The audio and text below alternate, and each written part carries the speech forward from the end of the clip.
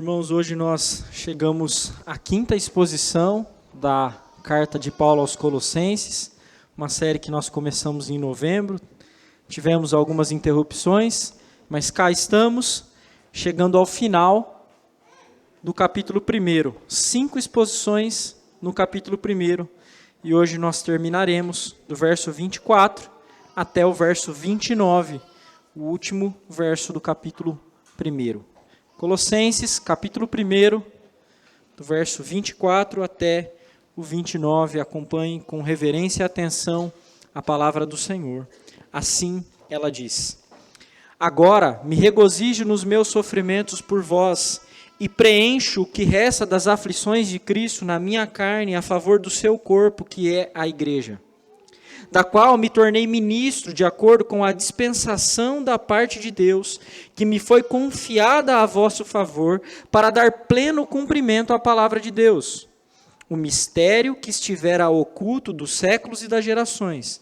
Agora, todavia, se manifestou aos seus santos, aos quais Deus quis dar a conhecer qual seja a riqueza da glória deste mistério entre os gentios, isto é, Cristo em vós, a esperança da glória, o qual nós anunciamos, advertindo a todo homem e ensinando a todo homem em toda sabedoria, a fim de que apresentemos todo homem perfeito em Cristo. Para isso é que eu também me afadigo, esforçando-me o mais possível, segundo a sua eficácia que opera em mim eficientemente. Até aqui a leitura da palavra do Senhor. Vamos orar mais uma vez, irmãos. Ó Senhor, nós estamos reunidos aqui, esperando ouvir da Tua parte algo, Senhor, que alimente a nossa alma, que transforme o nosso coração.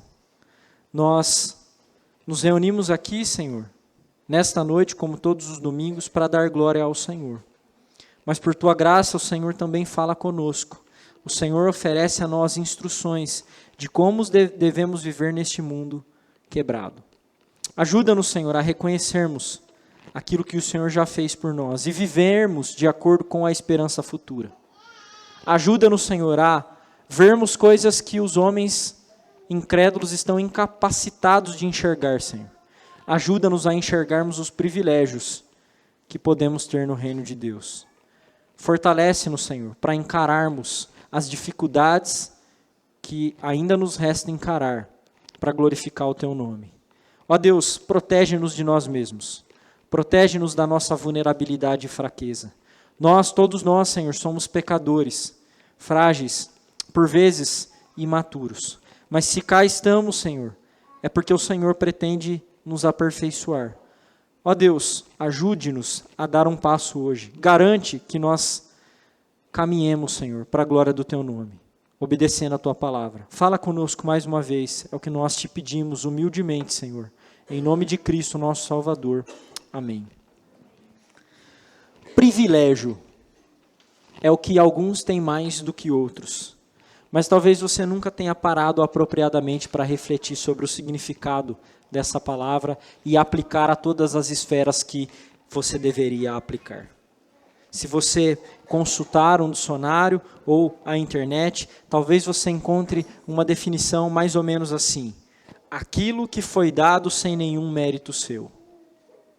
Isto é privilégio. Aquilo que você recebeu sem que você tivesse mérito algum para obter. É comum, irmãos, nós nos referirmos a pessoas que nasceram em famílias ricas e cresceram cercadas de oportunidades de aprendizado e com vantagens na sua formação. É comum que nós nos refiramos a essas pessoas pensando que elas devem então responder apropriadamente às oportunidades que tiveram. Na verdade, nós temos a tendência de ridicularizar aqueles que são privilegiados e acabam não utilizando-se bem dos privilégios que receberam. Mas se essa definição de privilégio é exatamente correta, isto é, aquilo que foi dado a você sem nenhum mérito, então como cristão certamente você também é um desses privilegiados que devem ser julgados de acordo com a natureza dos privilégios que você recebeu. É verdade, irmãos, que o cristianismo parece inverter as coisas na visão do homem caído. No cristianismo, morte às vezes significa vida. No cristianismo, ser perseguido às vezes significa ser bem-aventurado. Ser maltratado significa ser bem-aventurado. Ter sede de justiça significa ser bem-aventurado. No cristianismo, sofrer por vezes é descrito como um motivo de alegria. E é por isso que coisas desse tipo são apresentadas para nós cristãos como privilégios, mas me parece que são privilégios que nós fazemos de tudo para correr deles. E é por isso que nós precisamos aprender um pouco mais sobre os privilégios extraordinários que nós temos. É verdade, irmãos, que na fé cristã também acontece de uns serem mais privilegiados do que outros em algumas coisas. Por exemplo, Paulo e os apóstolos foram grandemente privilegiados, não só porque viram o Senhor com os olhos, porque isso não é motivo de privilégio. Lembremos de que o Senhor disse, bem-aventurados são aqueles que não viram e creram.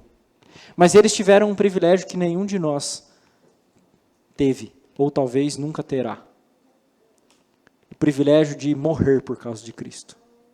Irmãos, que grande privilégio é esse, poder morrer por causa de Cristo.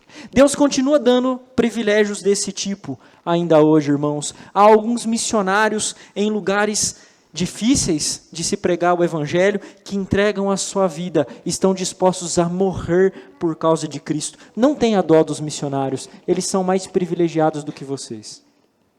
Certa vez eu li um livro, um tanto místico, mas nesse livro se contava a história de um cristão chinês na China perseguida que havia se convertido. E depois de tudo que ele passou, ele chega na Inglaterra para dar uma palestra sobre o Evangelho, e um pastor inglês olha para ele e diz assim, irmão, nós estamos orando para que Deus acabe com a perseguição na China. Então ele responde, não, meu irmão, não orem para que Deus acabe com a perseguição na China. Ore para que Deus nos dê costas largas para que a gente suporte a perseguição para a glória de Cristo. Irmãos, nós estamos tão viciados no conforto que a gente não consegue ver grandeza nessas coisas. Talvez porque a gente tem uma visão diminuta do Evangelho, mas essa não é a realidade de Paulo.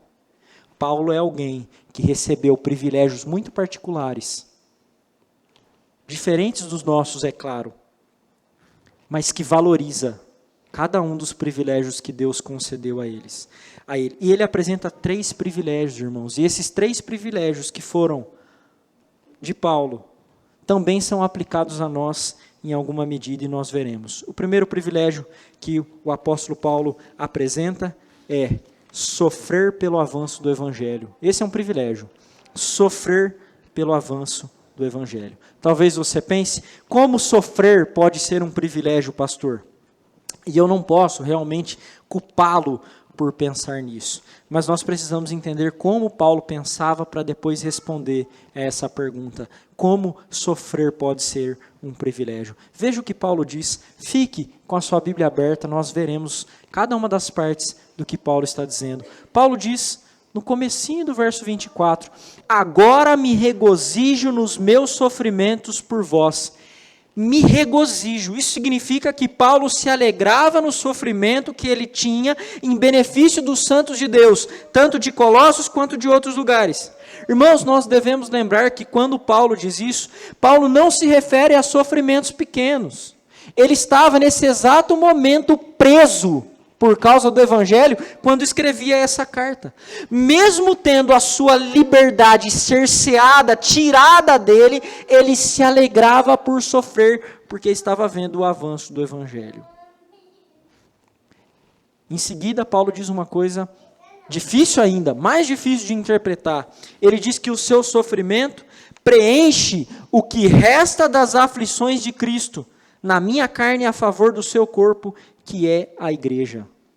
O que será que Paulo estava querendo dizer quando ele disse que o seu sofrimento preenche o que resta das aflições de Cristo? Ora, não pode ser que a obra de Cristo foi insuficiente para redimir e agora, então, Paulo tinha que completar um pouquinho mais para que a redenção fosse completamente alcançada. Se fosse isso que Paulo estivesse dizendo, ele cairia em contradição com todas as outras partes do Novo Testamento, inclusive com a maioria das cartas que ele mesmo escreveu. Então não pode ser isso. Uma maneira fácil, irmãos, de perceber que não é isso que Paulo está querendo dizer, é que a palavra aí traduzida como aflições, ela nunca é usada. A palavra grega, que é traduzida aí por aflições, nunca é usada para se referir à obra do Senhor Jesus Cristo. Nunca. Então, Paulo está falando de um outro tipo de aflição. Essa palavra pode ser tribulação. Tribulação. O que Paulo quer dizer com isso, então? Ele quer dizer que, conhecendo o Deus a quem ele serve, ainda restava tribulações para a igreja passar. O próprio Senhor Jesus disse, no mundo tereis aflições. O próprio Senhor disse que haverá tribulações, haverá perseguições. Ele disse isso.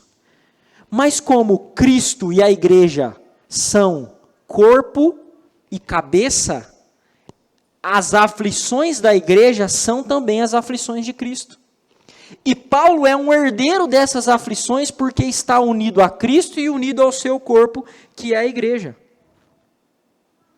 E Paulo está unido ao corpo de maneira muito especial, irmãos, porque o verso 25 diz, palavras de Paulo, a qual eu me tornei ministro de acordo com a dispensação da parte de Deus, que me foi confiada a vosso favor para dar pleno cumprimento à palavra de Deus.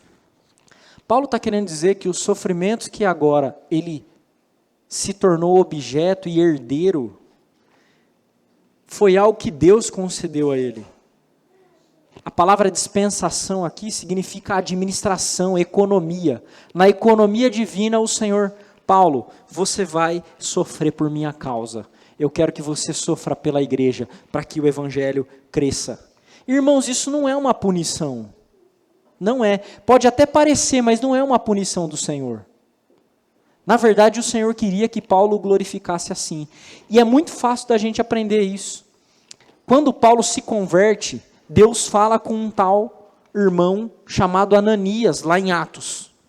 E aí o Ananias fala assim, Senhor, mas esse tal de Paulo está perseguindo a tua igreja. E o Senhor fala para Ananias, Ananias, ele é um vaso escolhido para mim. E sabe de uma coisa? Ele é um instrumento para proclamar o evangelho aos gentios. E eu vou mostrar para ele o quanto lhe importa sofrer pelo meu nome. Isso já foi dito sobre Paulo lá em Atos 9,16. Então, irmãos, Paulo tinha uma porção de sofrimento pela qual ele deveria glorificar a Deus. E isso não é um juízo divino para ele. Isso é um privilégio, porque ele conseguirá glorificar a Deus. Todo cristão sofre, irmãos, em alguma medida em coisas diversas. Todos os cristãos. Não há um cristão, na verdade não há um ser humano que não sofra. Obviamente uns sofrem mais, outros sofrem menos, mas não há nenhum indivíduo na história da humanidade que não tenha passado por algum sofrimento. A questão, porém, é que Paulo não está falando do sofrimento abstrato aqui, ou de sofrimentos pessoais. Ele está se referindo aos sofrimentos pelo Evangelho. Pelo Evangelho. Ao longo da história, houve outros cristãos que sofreram por causa do Evangelho. Alguns cristãos não sofreram por causa do Evangelho. Esse é o nosso caso, irmãos. Deus nos livrou dos sofrimentos pesados. Deus não deu isso para a gente ainda. Que também é um privilégio. Mas eu imagino que o privilégio de viver em uma época em que há mais dificuldades e que a gente glorifique a Cristo, e que a gente sofra realmente, é um privilégio ainda maior de dar tudo o que nós temos a Cristo. E Deus concedeu esse privilégio a poucos homens ao longo da história. Paulo foi um deles. Alguém escolhido para sofrer pelo avanço do Evangelho. Mas Deus continua fazendo isso, irmãos. Continua fazendo isso com missionários dos nossos dias. Uma outra coisa que é comum é que pessoas que assumem a liderança na igreja, sofrem pelo Evangelho. Elas sofrem. Assim como Paulo, são mal compreendidas. Às vezes elas não são apedrejadas hoje, mas elas são mal compreendidas. Sofrem por causa do Evangelho. Mas isso é um privilégio. Na Escritura, irmãos, os profetas, os apóstolos, os presbíteros, que são pastores, os evangelistas e até os diáconos. O David deve se lembrar disso. Até os diáconos, lembrem-se de Estevão, que morreu sendo apedrejado. Os oficiais costumam sofrer. Por isso, irmãos, aqueles de vocês que querem ter um ministério, vocês devem se lembrar de que mais do que os membros comuns da igreja que não exercem uma posição de oficial e de liderança, vocês são chamados para encarar o sofrimento se necessário. Essa semana, lendo sobre esse texto, eu me deparei com um comentário de um autor e fiz questão de enviar para alguns dos irmãos aqui da igreja que eu penso terem habilidades para exercer funções de liderança. E o autor diz assim: Deus nos chama para ministérios interessantes e desafiadores, mas raramente estáveis e fáceis. Vocês, meus irmãos, que acham e que entendem que Deus chamou vocês para a liderança, vocês devem saber que não tem nada fácil e estável no reino de Deus. Nós vivemos em um mundo quebrado e devemos avançar um reino a despeito das dificuldades, e talvez Deus tenha para você uma porção de sofrimento. Ele tem isso para todo cristão em alguma medida, irmãos. Eu penso que às vezes a gente ama tanto o conforto que a gente não se expõe ao sofrimento por covardia. É claro que o sofrimento não é agradável. Como que Paulo pode se alegrar então no sofrimento? Lembremos, de novo, Paulo não está falando de sofrimentos como luto, doença, dificuldade financeira. Trata do sofrimento que resulta da fé. Mas o que acontece nesse tipo de sofrimento que torna ele tão extraordinário assim? O que será, irmãos? Sabe o que acontece? Nesse tipo de sofrimento, nós somos identificados com Cristo. É por isso que Paulo chega a falar coisas tão fortes como ele disse: preencha o que resta das aflições de Cristo. Você em alguma vez já questionou a integridade da sua fé? A maioria de nós já passou por um período, ou ainda passa, em que a gente se pergunta: será que realmente eu temo ao Senhor? Será que eu realmente sou um cristão? Será que eu sou um cristão verdadeiro? Você já passou por um período assim, ou está passando? Será que a minha fé é verdadeira ou eu estou me enganando? Isso são pensamentos que passam na cabeça dos cristãos, irmãos. Mas sabe de uma coisa? Quando nós sofremos por Cristo, esse tipo de dúvida é dissipada. Sabe por quê? Porque nós somos dotados no meio do sofrimento com um amor tão profundo por Ele, que revela a nossa capacidade de sofrer por Cristo, porque a nossa fé é verdadeira. Isso vem para os crentes como Paulo, como uma dádiva, não como um peso. Perceba, irmãos, que esse sofrimento por Cristo, que fica tão claro que é pelo Evangelho, mostra que nós estamos unidos a Cristo. Não é o sofrimento que nos une a Cristo, mas o sofrimento dissipa as dúvidas e é revelador de que o Cristo sofredor está conosco quando nós sofremos. É por isso que esse é um privilégio extraordinário e que alguns de nós não teve a oportunidade de passar. Mas eu fico pensando que talvez a gente preferiria correr desse tipo de sofrimento. Na verdade, eu acho que a gente corre desse tipo de sofrimento. A gente se furta de lutar contra os pecados do nosso coração e preferimos, normalmente, atender o desejo do coração do que lutar. Quanto mais se a gente precisar sofrer, irmãos, por causa de Cristo. Isso não é para ninguém ter medo. Isso não é para ninguém ter medo. Mas todo cristão verdadeiro será capacitado por Deus a dar um bom testemunho da fé no meio do sofrimento. Isso, na verdade, deveria fazer a gente descansar. Sabe quando você vê o sofrimento de alguém e você pensa assim, eu não suportaria isso? Então, no sofrimento, Cristo está tão profundamente presente conosco, irmãos. A gente é tão profundamente identificado com Ele, que isso se torna um privilégio. É isso que faz Paulo se alegrar. Não é o sofrimento por si. Não romantize o sofrimento. Não saia daqui buscando sofrer. Saia daqui buscando viver para Cristo, inteiramente para Cristo. Porque se Ele te der um sofrimento, Ele vai mostrar que viveu e morreu inteiramente por você. Esse não é o único privilégio apresentado por Paulo. Nos versos seguintes, 26 e 27, ele apresenta um segundo privilégio. Herdar a riqueza do Evangelho. Herdar a riqueza do Evangelho. Sem dúvida, irmãos, os cristãos não sofrem igualmente, como eu disse agora há pouco. Alguns nem sofrem. Mas todos os cristãos, em geral, são herdeiros da riqueza do Evangelho. Isso não significa que não haja diferença na maneira como eles obtêm essa riqueza. A Escritura afirma que há galardões, e isso indica que talvez os galardões sejam maior para uns do que para outros. E nem por isso a nossa felicidade eterna está ameaçada. O que será que é galardão? A Escritura não explica muito. Os teólogos têm deduzido que são presentes da graça de Deus oferecidos de acordo com a sua vontade graciosa e soberana a cada um dos cristãos de maneira diferente. Entretanto, todos os cristãos são herdeiros dos mistérios de Deus e da glória eterna, é o que Paulo diz no verso 26. Ele diz, o mistério que estiver oculto dos séculos e das gerações. O que Paulo quer dizer com mistério? O mistério aqui, irmãos, é o Evangelho. Mas por que ele é descrito como um mistério? Não é só aqui, você encontrará em outras partes do Novo Testamento essa descrição como mistério.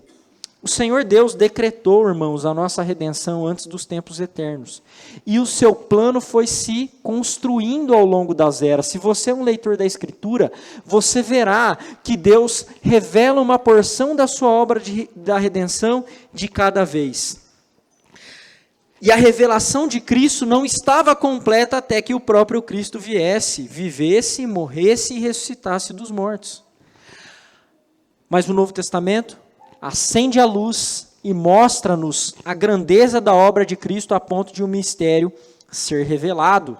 E esse mistério é que Deus se fez homem em Cristo Jesus e morreu em lugar de pecadores como nós para nos dar a sua vida. Esse é um mistério. Mas por que é um mistério? Porque é a maneira como um Deus santo perdoa pecadores. Isso é um mistério. Como Deus santo e justo perdoaria pecadores? Vindo Ele mesmo para morrer no lugar deles. Então o apóstolo Paulo continua. Agora, todavia, se manifestou aos seus santos, aos quais Deus quis dar a conhecer qual seja a riqueza da glória deste mistério entre os gentios. Isto é, Cristo em vós a esperança da glória. É isso que Paulo diz. Em primeiro lugar, irmãos, perceba que esse mistério que está revelado, não está revelado a todos e nem foi revelado a todos. O texto diz que ele foi revelado aos seus santos. Essa é a primeira coisa que você deve observar. A segunda coisa é que Deus fez isso apenas àqueles a quem Ele quis fazer. Olha o que o texto diz. Aos quais Deus quis dar a conhecer qual seja a riqueza da glória deste mistério entre os gentios. O Evangelho era um mistério também no sentido de que abarcava os gentios. Na mentalidade do Antigo Testamento, o povo de Deus que estava em aliança com Deus eram os judeus, não os gentios. Mas o mistério sendo revelado mostrou que agora os gentios também são feitos herdeiros da aliança e beneficiários da aliança. Deus também quis salvar os gentios e enviou o seu Filho, que é Deus, para se fazer homem e morrer no lugar de pecadores, sejam eles judeus ou gentios. E aí Paulo diz algo emblemático que talvez seja a frase mais impactante do texto.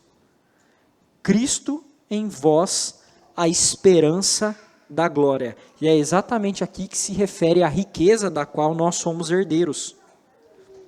Irmãos, Paulo quer dizer com isso que o fato de Cristo estar em nós, isto é a esperança da glória. Você consegue perceber a profundidade desse privilégio? Mas o privilégio não é tanto em ser o herdeiro da glória. O que é a coisa mais importante e mais valiosa que tem no céu?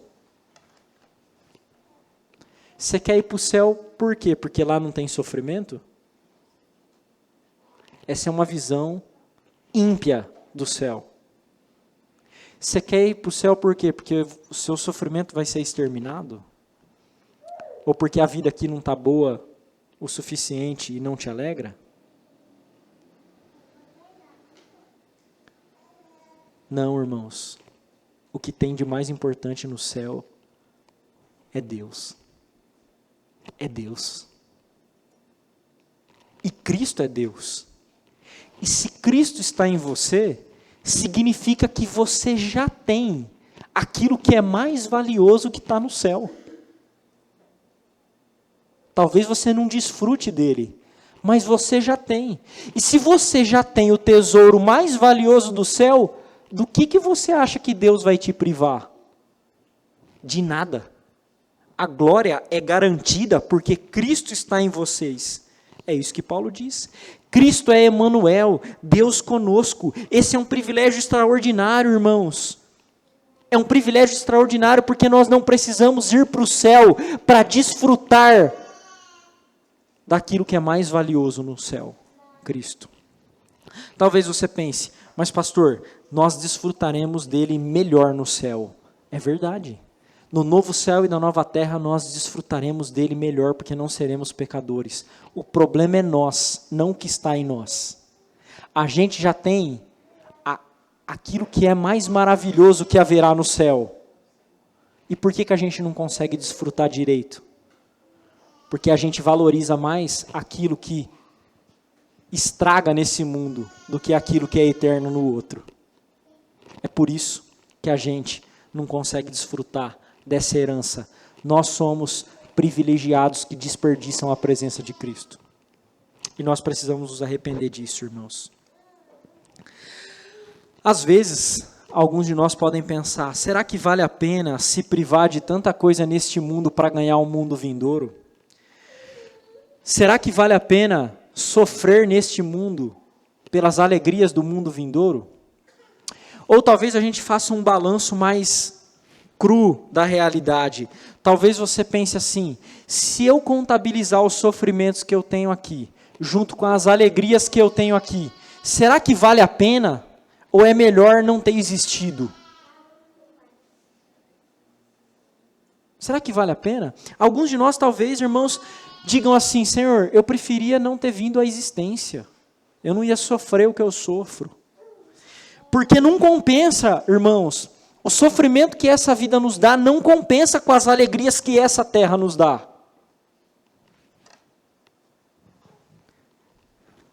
Mas as alegrias que nós recebemos não são deste mundo. Nós recebemos, sem dúvida, as tristezas que são desse mundo. Mas as alegrias que nós recebemos são do mundo vindouro, irmãos. Elas são muito maiores do que as que esse mundo pode oferecer. A alegria que nós recebemos de ter Cristo, que é o nosso tesouro, irmãos, vale mais do que todos os sofrimentos que nós passamos aqui.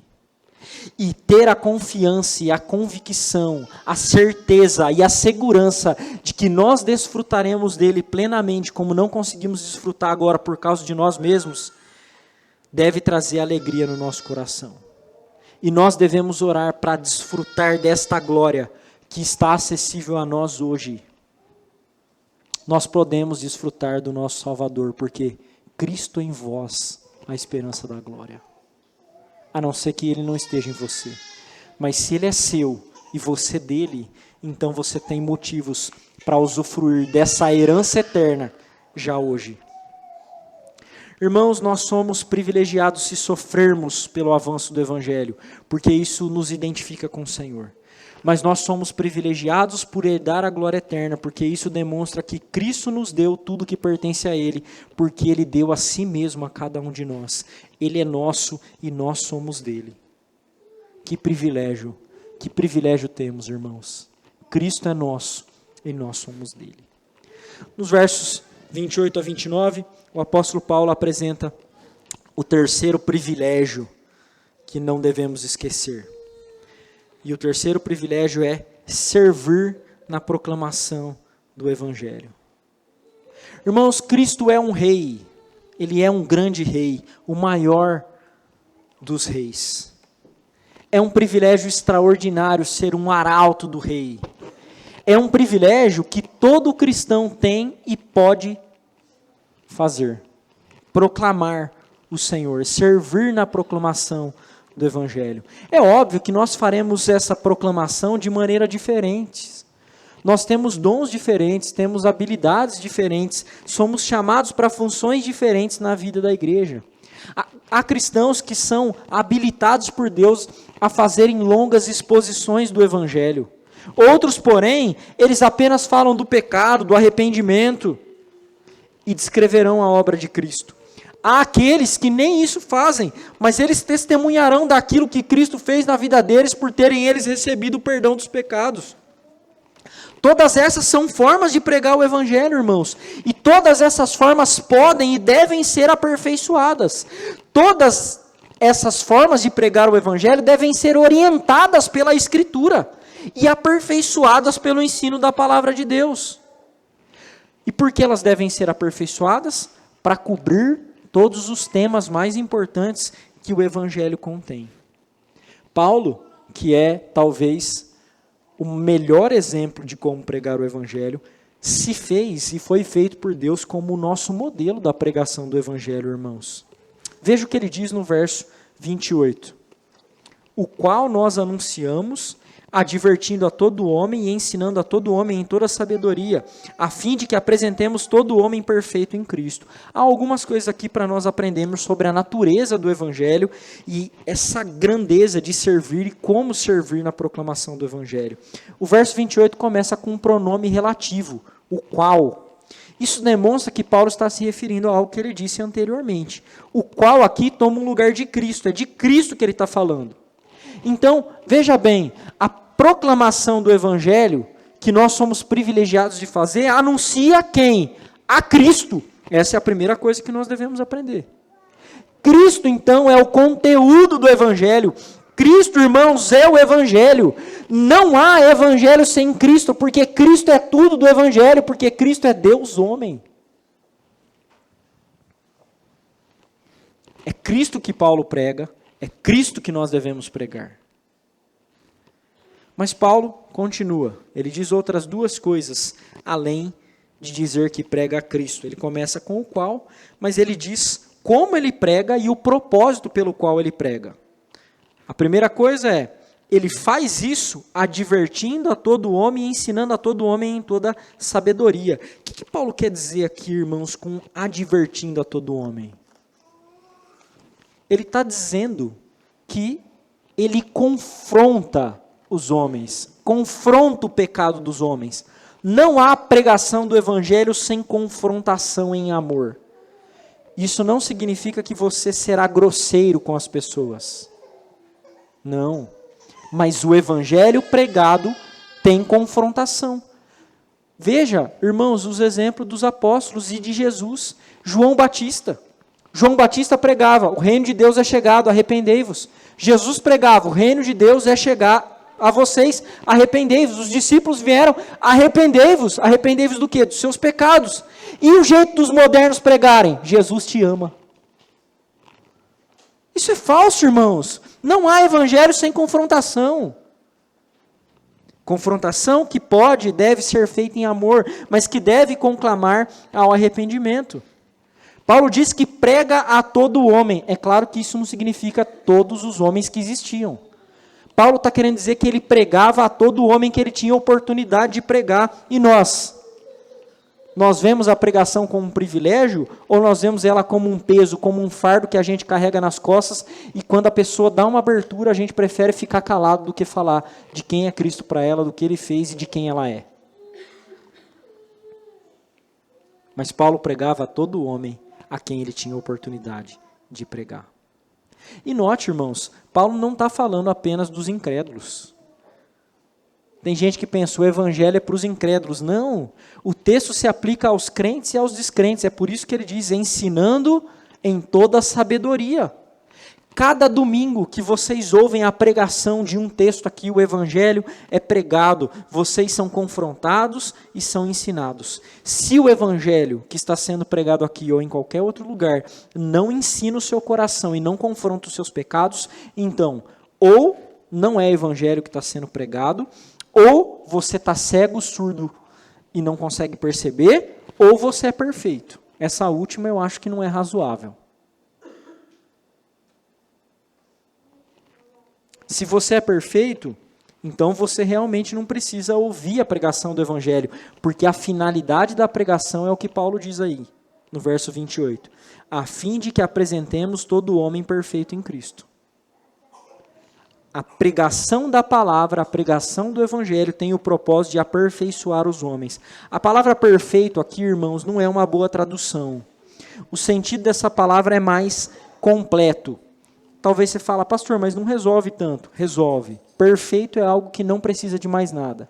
Completo é algo que pode ser lapidado, embora esteja completo. O que Paulo quer dizer com essa palavra exatamente? Paulo quer dizer que chegará o momento de nós sermos apresentados a Deus. Ser completo é ter alcançado o estado máximo de melhoria que nós podemos alcançar nessa vida até que cheguemos ao dia de ser apresentados a Ele.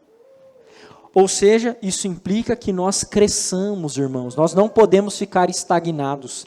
Seja encontrando o Senhor por meio da morte ou encontrando Ele no seu retorno, nós precisamos amadurecer e crescer e avançar até o retorno de Cristo, porque nesse dia nós teremos alcançado o estágio e o estado que Ele esperava que nós estivéssemos, para que assim Ele nos aperfeiçoe definitivamente. Sabe o que isso significa quando Paulo diz que é o evangelho e a pregação que vai nos apresentar perfeito? Irmãos, que o crescimento da nossa fé não vai acontecer por meio da leitura de milhares de livros ou de vários filmes e vídeos que nós assistamos no YouTube. Certamente esses são bons caminhos para o nosso crescimento e para o nosso entendimento da verdade. Isso não deve ser desprezado, vocês devem mesmo usar esses recursos para aprimorar o conhecimento de vocês, mas vocês não podem esquecer-se de que o cerne do nosso crescimento se dá pelo conhecimento do Evangelho. E o que é o Evangelho senão quem Cristo é e o que Ele fez? O Evangelho, quando conhecido mais profundamente, orienta os nossos amores a ponto de nos fazer amar a Cristo acima de todas as outras coisas. Porque não tem nada mais belo do que Cristo. Se você não enxerga a beleza de Cristo a ponto de amá-lo mais do que todas as outras coisas, do que todas as outras pessoas, então o que você precisa não é ler um livro novo ou assistir um sermão no YouTube. O que você precisa é realmente conhecer quem é Jesus, saber o que Ele fez, conhecer o Evangelho mais profundamente, como Deus se faz homem, para salvar pecadores que não merecem. É esse crescimento que Paulo se esforça para promover. Ele exorta com toda a sabedoria a todo homem que ele tem oportunidade, e cada um de nós deve fazer isso também, irmãos. Talvez você pense assim, pastor, mas você está dizendo que eu também preciso pregar o Evangelho, confrontar os homens, ensinar os homens? Sim. Talvez você pense, é fácil dizer isso quando você ou a pessoa que prega, que ensina, fala bem. Paulo, irmão, certamente era um grande mestre. Mas isso não significa que ele pregava o Evangelho sem esforço.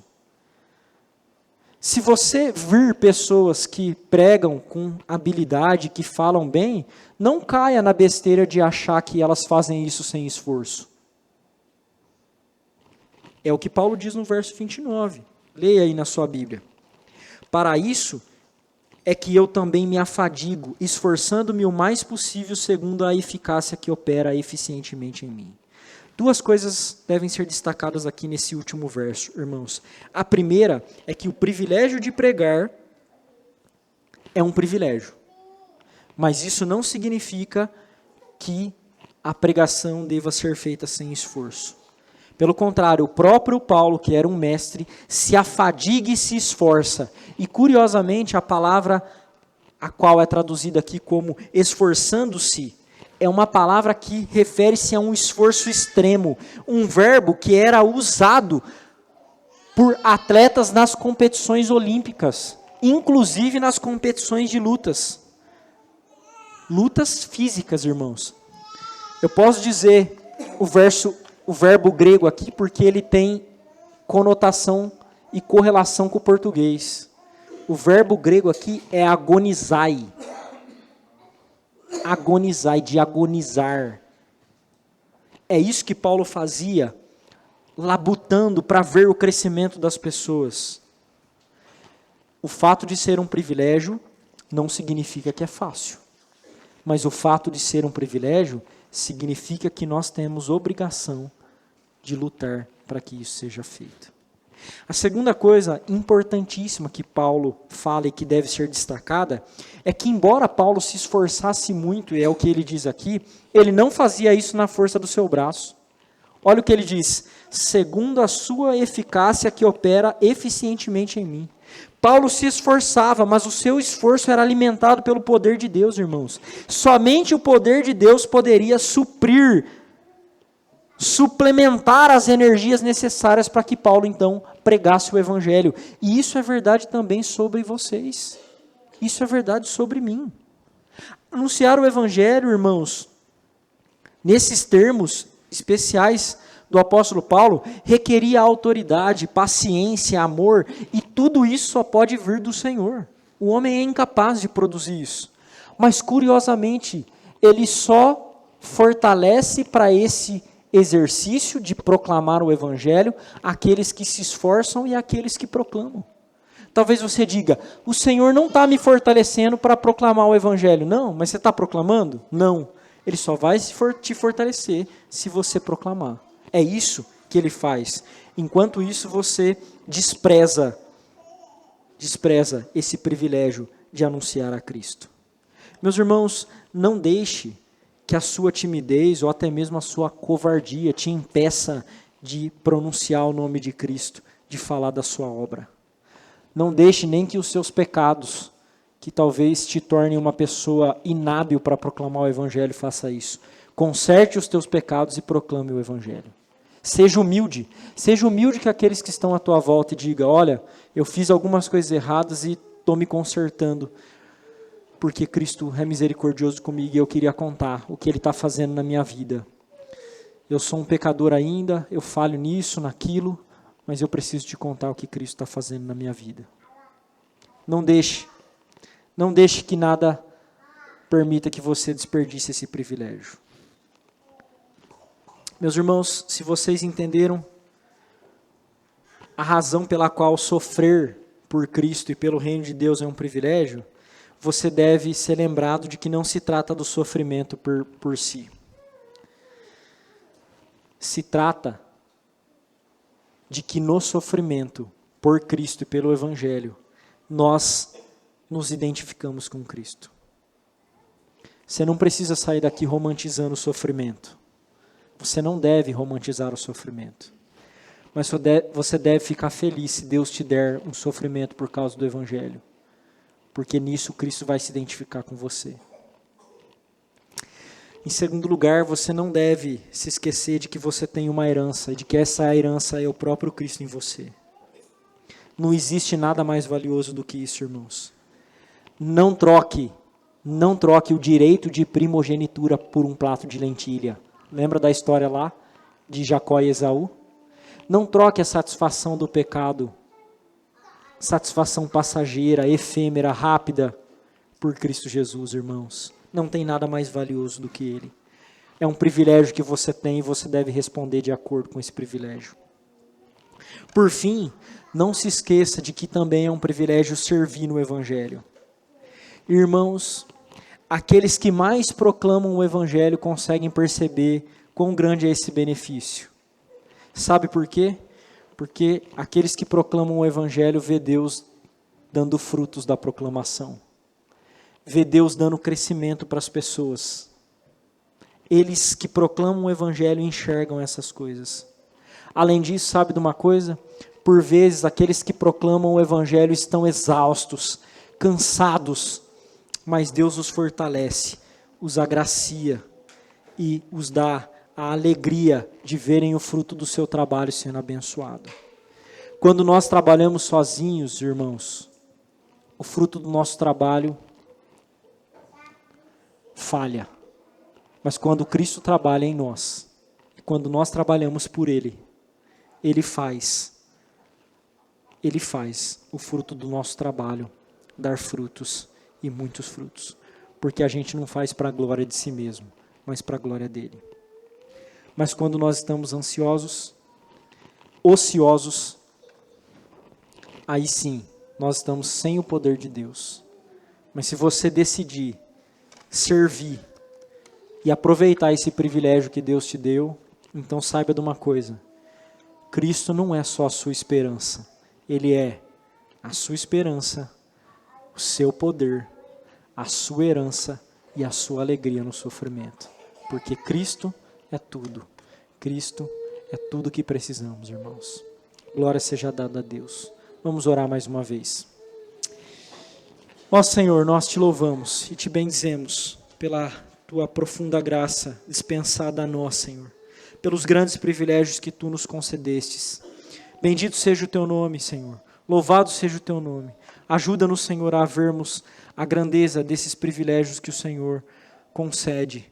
Às vezes mais, às vezes menos na história, Senhor. Ó Deus, ajuda-nos a sermos uma igreja cheia do teu Espírito Santo, que ama ao Senhor, que zela ao Senhor. Uma igreja, Senhor, que não precisa sofrer para se tornar capaz de sofrer. Uma igreja, Senhor, que não precisa chegar ao céu para desfrutar da herança que já recebeu. Uma igreja, ó Deus, que não precisa ter todos os dons da oratória para servir na proclamação do Evangelho.